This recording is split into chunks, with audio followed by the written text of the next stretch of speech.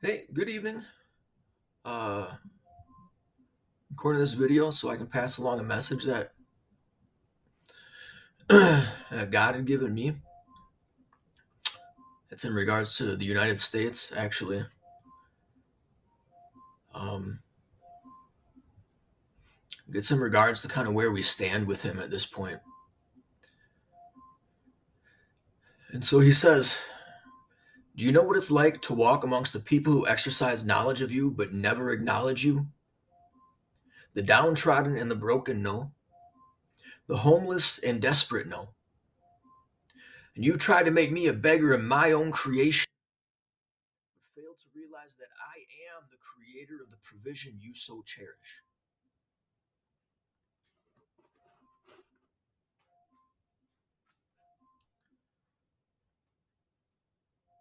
I don't think he shared this word with me for any lighthearted reason. Perhaps I have areas in which I'm supposed to grow from it, and that's why I was one who was receptive to the understanding of it. But I think there are many of us who know that that is well within the boundaries of what we could probably expect to be receiving from the Lord saying about how we're conducting ourselves currently. The time is coming. Jesus is coming back, and he said, "Where I find you amongst my things is going to be up to you." And we have the opportunity to change things, to turn things around. We have so many problems in healthcare, in government,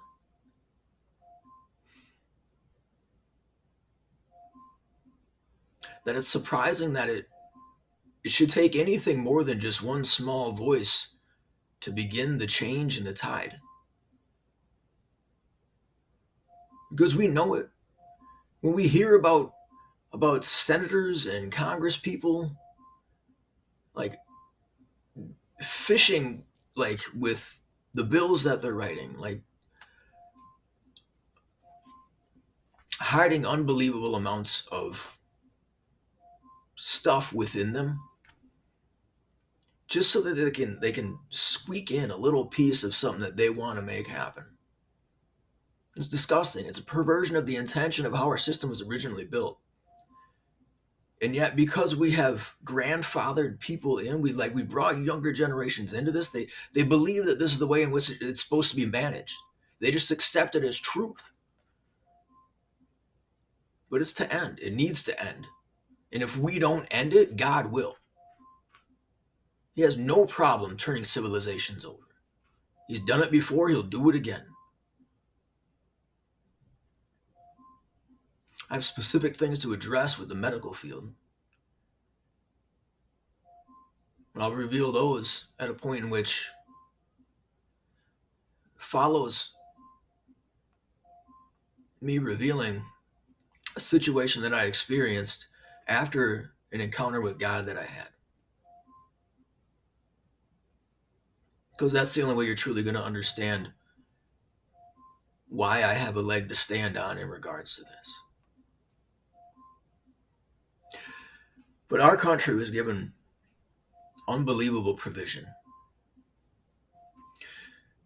We've been riding on the backs of great works that were done prior for a long time now. We had a generation of people who went through suffering, sacrifice.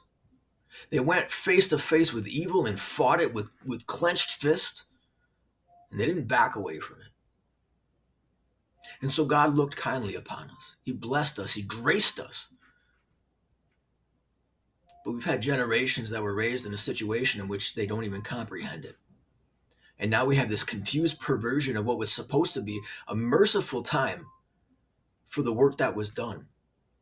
And instead of us realizing that we need to change, we have people in office in leadership positions who are unwilling, so unwilling to give even one small piece, one sliver of their comforts up, that they would rather push it off onto other countries.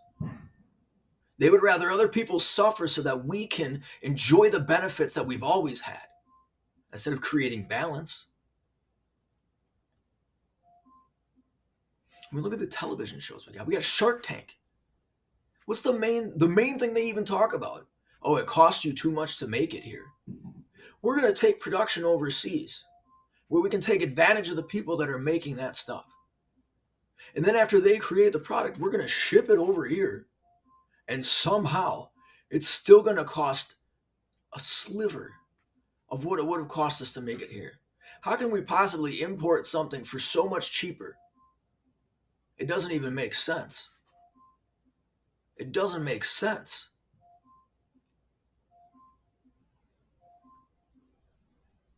It's time to wake up.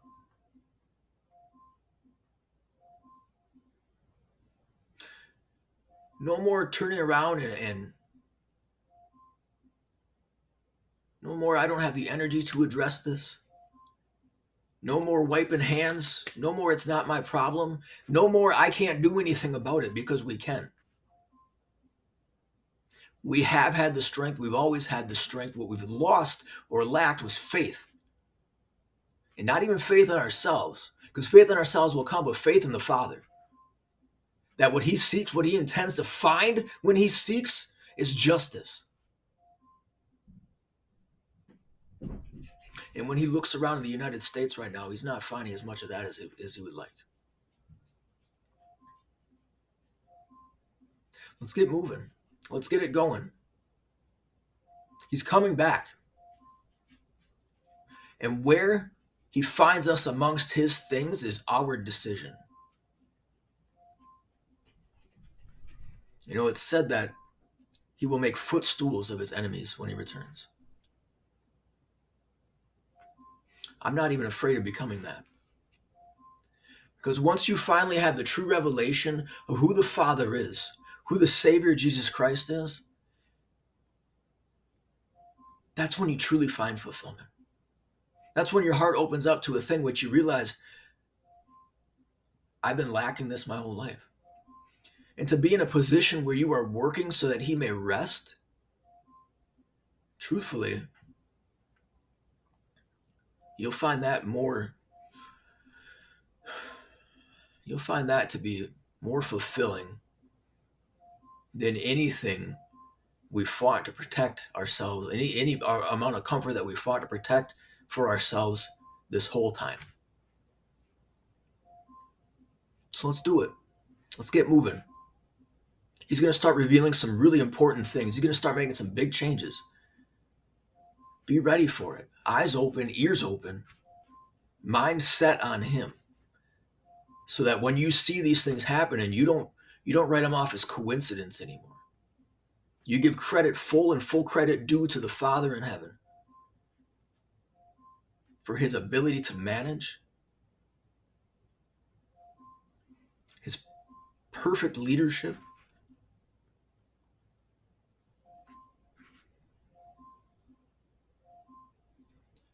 so that we're ready to give him all credit that he's possibly needed and due.